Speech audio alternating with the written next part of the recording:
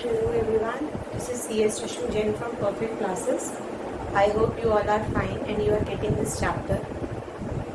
हमने chapter start कर रखा है chapter 4 change in PSR among existing partners. जब पार्टनर्स के बीच में अगर हमारी ratio profit sharing ratio change होती है तो क्या क्या होता है. वो कहता है एग्जिस्टिंग पार्टनर्स क्या कभी भी अगर फर्म रिकॉन्स्टिट्यूट होगी दोबारा बनेगी तो इन 5 चीज़ों का ध्यान रखना पड़ेगा. पहला, हमें रेशियो निकालनी पड़ेगी, sacrificing ratio, gaining ratio, new profit sharing ratio, कुछ भी कह दो. दूसरा, हमें गुडविल की ट्रीटमेंट करनी होगी. गुडविल की ट्रीटमेंट कैसे होगी? अगर बैलेंस शीट में है तो राइट ऑफ कर दो और अगर नीचे लिखा हुआ है गुडविल वैल्यूड एट तो G3S में बांट दो. अब हम तीसरा स्टेप पढ़ने जा रहे हैं. अगर मान लो बैलेंस शीट में कोई गुल्लक बना रखा है या कोई एक्यूमुलेटेड प्रॉफिट है या कोई एक्यूमुलेटेड लॉस है या कोई फिक्टिशियस एसेट है तो उसकी ट्रीटमेंट क्या करेंगे at the time of reconstitution of the firm. मैं दोबारा कहती हूँ, अगर मान लो ये मेरी बैलेंस शीट है डन कब की 31 मार्च 2019 की बैलेंस शीट है और हम कह रहे हैं 1 अप्रैल 2019 से अब हम अपनी PSR चेंज कर रहे हैं. तो जो ये वाली बैलेंस शीट है ये सारी पिछले सालों की मेहनत पिछले सालों के अकॉर्डिंग है. कुछ एसेट्स हैं, कुछ लायबिलिटी है, कैश है, बैंक है, डेटर है, फर्नीचर है, गुडविल है, एटसेट्रा. कैश और बैंक तो क्योंकि लिक्विड फॉर्म में है तो इनका कोई फर्क नहीं पड़ेगा. ये तो जितना है उतना ही रहेगा, कोई बढ़ घट तो सकते नहीं उनकी वैल्यू. डेटर है, फर्नीचर है, कोई भी एसेट्स हैं तो वो हम 4th स्टेप में देखेंगे. 4th स्टेप क्या था? Revaluation of assets and reassessment of liability. मतलब हम उनको दोबारा रीवैल्यू करेंगे according to the present day. Done. Goodwill की हम ट्रीटमेंट सीख चुके. अगर मान लो यहाँ पर लिखा हुआ है profit and loss account debit balance, अगर ये है तो ये क्या है? ये हमारा एक्यूमुलेटेड लॉस है, ये हमारा इकट्ठा करा हुआ लॉस है. तो इसका क्या हम करेंगे? अगर यहाँ पर एडवर्टीजमेंट सस्पेंस अकाउंट है तो क्या करेंगे?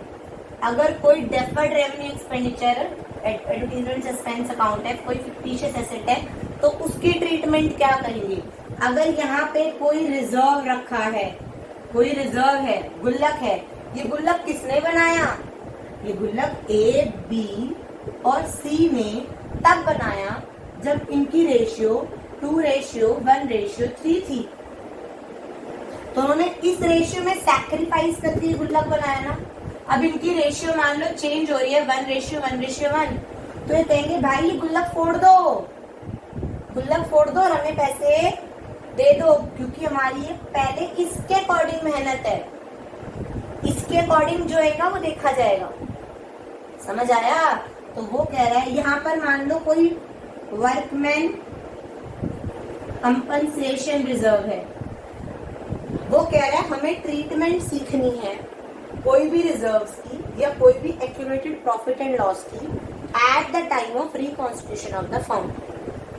रिजर्व का मतलब मैं 11 से ही बोल रही हूँ गुल्लक. जनरल रिजर्व मतलब मैंने जनरल गुल्लक बना रखा है, किसी काम के लिए भी यूज कर सकते हैं. स्पेसिफिक रिजर्व मतलब ये गुल्लक हम सिर्फ इसी काम के लिए यूज करेंगे. जैसे WCR वर्कमैन कंपनसेशन रिजर्व, मैंने एक ऐसा गुल्लक बना रखा है जो सिर्फ और सिर्फ मैं वर्कमैन को कंपनसेट करने के लिए ही यूज करती हूँ. किसी का चोट लग गई, कोई मर खप गया, कुछ भी. इन्वेस्टमेंट फ्लक्चुएशन रिजर्व, मैंने कोई 2 करोड़ की इन्वेस्टमेंट डाली बट मुझे दिल धक धक कर रहा है यार एकदम ये अगर नीचे आ गया तो मैं इतना लॉस कैसे बर्दाश्त करूंगी. तो मैंने गुल्लक बना दिया यार अगर कोई भी फ्लक्चुएशन आती है तो ये गुल्लक मेरे को हेल्प करेगा, एटसेट्रा एटसेट्रा. तो वो कह रहा है इन्वेस्टमेंट फ्लक्चुएशन रिजर्व. अगर कोई भी, या मान लो कोई एक्यूमुलेटेड प्रॉफिट जिसे हम कहते हैं पीएल अकाउंट, यहाँ है, पता है ना, पीएल अकाउंट यहाँ पे भी आ सकता है, पीएल अकाउंट यहाँ पे भी आ सकता है। This is accumulated loss and this is accumulated profit. तो इनको कैसे ट्रीट करेंगे ये हम इस वीडियो में सीखने जा रहे हैं गाइस। जैसे गुडविल को हमने कैसे ट्रीट करा था, उसको राइट ऑफ करके ना इसको खत्म ही कर दो यहाँ से। इसका नेचर क्या है, डेबिट, इसको राइट ऑफ कर दिया, ओल्ड पार्टनर्स ओल्ड रेशियो। ऐसे ही अगर कोई गुल्लक है, ये गुल्लक है, ये 6 लाख का गुल्लक, ये 6 लाख का गुल्लक ABC ने बनाया था, अभी तक बना हुआ है, 4 साल से इनकी कंपनी चल रही है और 4 साल में इन्होंने 6 लाख गुल्लक करा। इन्होंने 6 लाख 2:1:3 में रह के करा ना, तो कहेंगे ठीक है गुल्लक फोड़ दो और हमें दे दो। लायबिलिटी साइड का नेचर क्या है, क्रेडिट, क्या है, क्रेडिट, और उसे अगर हम फोड़ रहे हैं तो क्या हो जाएगा, डेबिट। और किनको मिलेगा गुल्लक का पैसा, ABC को। अगर ABC को कुछ मिल रहा है तो उनकी कैपिटल बढ़ेगी या घटेगी, बढ़ेगी ना, तो ये क्या होंगे, क्रेडिट। तो इसकी एंट्री क्या बन जाएगी कि रिजर्व हमने तोड़ दिए, reserves account debit to A to B to C, old partner old ratio. 6 lakh का गुल्लक हमने तोड़ दिया और 2 लाख इसको दे दिए, 1 लाख इसको दे दिए और 3 लाख इसको दे दिए। समझ आया, समझ आया, जिसका नेचर। और अगर ऐसे ही मान लो profit and loss, accumulated profit है 3 लाख, इसको भी किसमें बांट देंगे, ABC में। इसका नेचर क्या है, लायबिलिटी, क्रेडिट, तो इसको बांटने के लिए क्या करेंगे, डेबिट। तो एंट्री क्या बनाएंगे, PL account debit to A to B to C, old partner old ratio 3 lakh, 2:1:3, तो 1,50,000, 1.5 लाख। समझ आया, कोई भी रिजर्व्स है, कोई भी एक्यूमुलेटेड प्रॉफिट है, उसको हम यहाँ बांट देंगे। ऐसे ही अब इस तरफ चलो, अगर मान लो प्रॉफिट एंड लॉस अकाउंट में यहाँ पर 1 लाख रुपए हैं, तो ये होएगा या ये होएगा। अब इसका नेचर क्या है, डेबिट, इसको राइट ऑफ करने के लिए क्या करेंगे, क्रेडिट। तो एंट्री क्या बनेगी, A account debit, B account debit, C account debit to profit and loss account, old partner old ratio. ऐसी एडवर्टीजमेंट सस्पेंस है। अगर डेबिट नेचर का है तो क्रेडिट कर दो और क्रेडिट नेचर का है तो डेबिट कर दो और उनको ओल्ड पार्टनर ओल्ड रेशियो में डिस्ट्रीब्यूट कर दो। समझ आया? अब मेरी बात समझने की कोशिश करो, कि इसको कैसे कैसे करेंगे। हम इसकी एक ग्लिम्स निकालते हैं कि हमने ट्रीटमेंट, ये मेरी बात समझ आ रही है। अगर बैलेंस शीट में लायबिलिटी साइड है, अगर मेरा प्रॉफिट, मैंने ये एक्यूमुलेटेड प्रॉफिट है, ABC की मेहनत थी ना, ABC की मेहनत थी कि उन्होंने 5 साल से इतना प्रॉफिट इकट्ठा कर रखा था और उन्होंने किस रेशियो में सैक्रिफाइस करा होगा, 2:1:3 में ना, तो वो कहेंगे ठीक है गुल्लक फोड़ो और हमें पैसे दे दो। लेकिन अगर हमारा एक्यूमुलेटेड लॉस है, वो भी तो इन्हीं की वजह से है ना, तो वो भी ओल्ड पार्टनर ओल्ड रेशियो में कर देंगे। क्यों?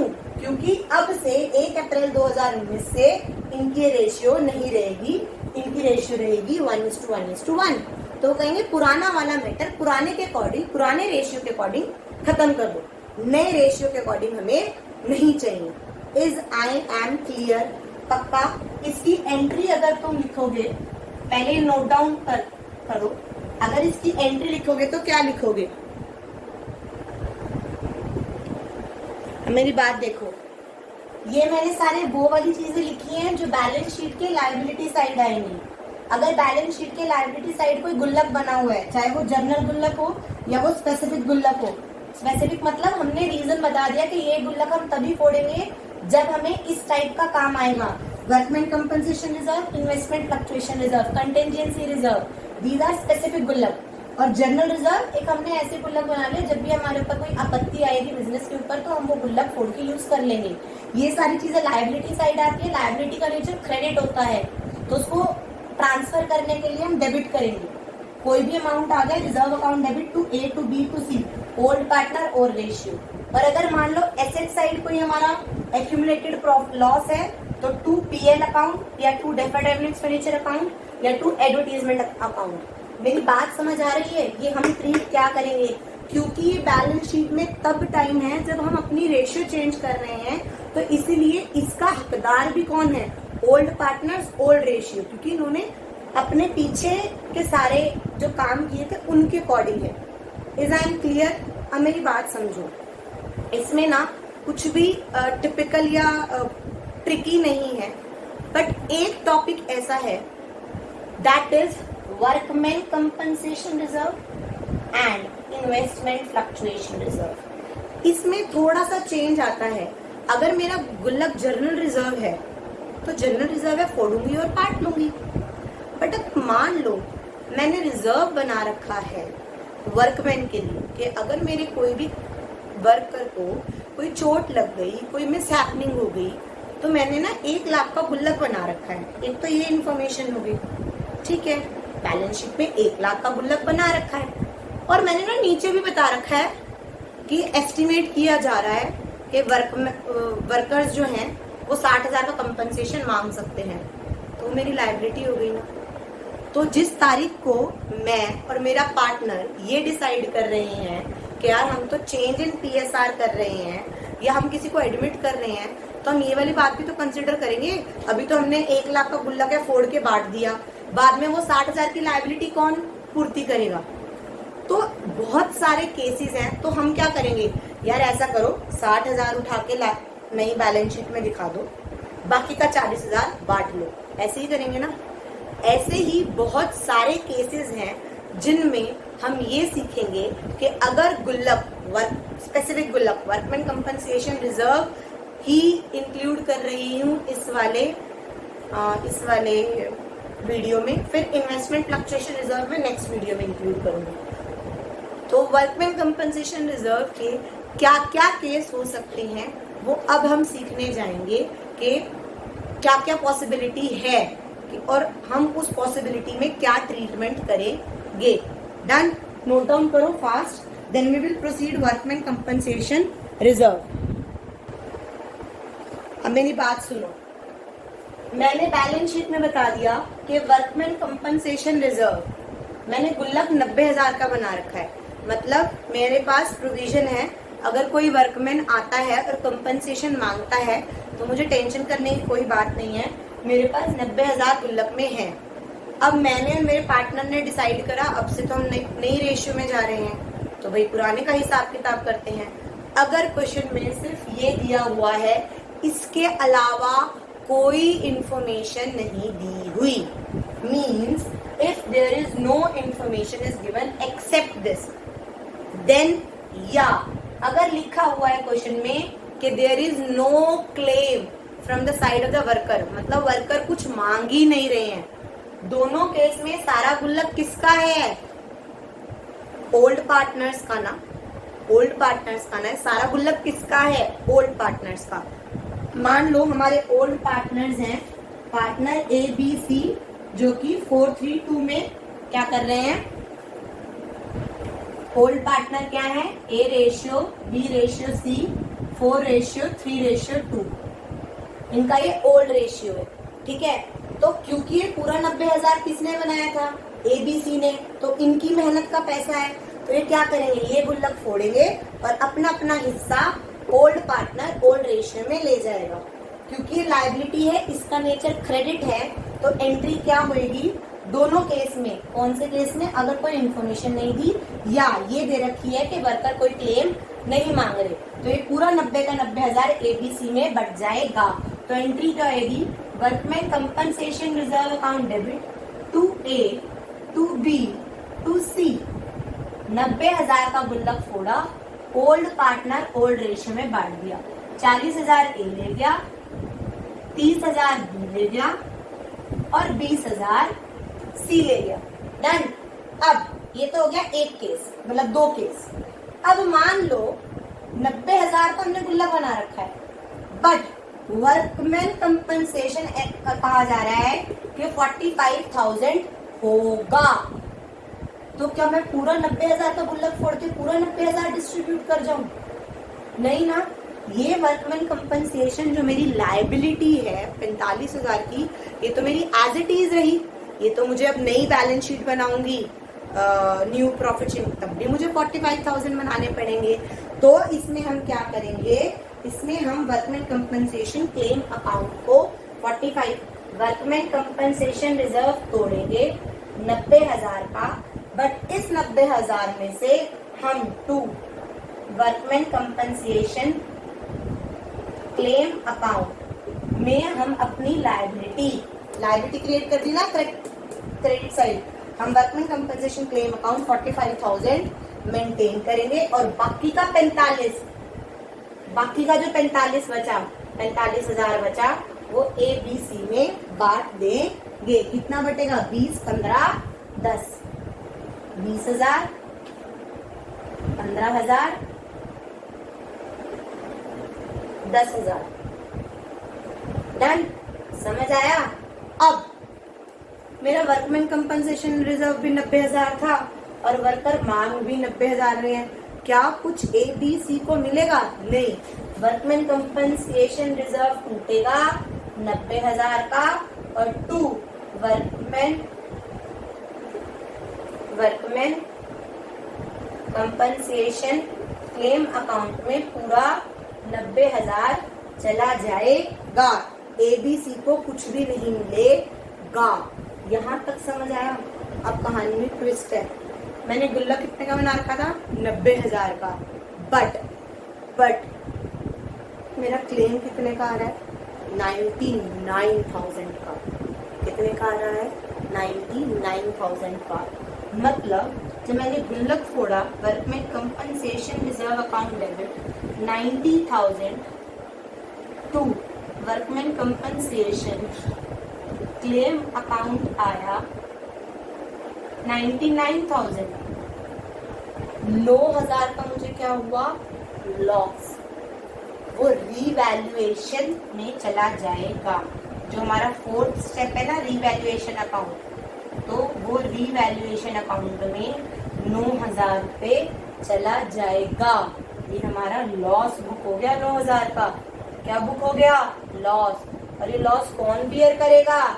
अगर तुम खाना जानते हो गुल्लक फोड़ के, तो तुम्हें लॉस तब भी तो बियर करना पड़ेगा, है ना।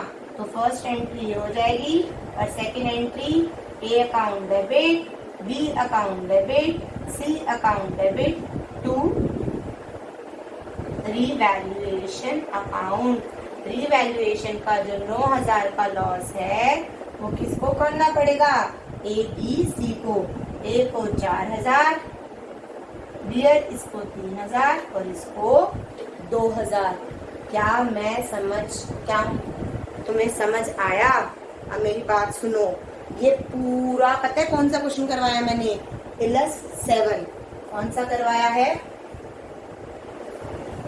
इलस 7। समझने की कोशिश करना और तुम्हें समझ आएगा। इस वीडियो में मैं इन्वेस्टमेंट फ्लक्चुएशन रिजर्व नहीं करवा रही हूँ। पहले तुम क्वेश्चंस देखो, एक बार इलस्ट्रेशन और देख लो। इलस्ट्रेशन में 7 करवा चुकी हूँ, 8 में अभी नहीं करवा रही हूँ।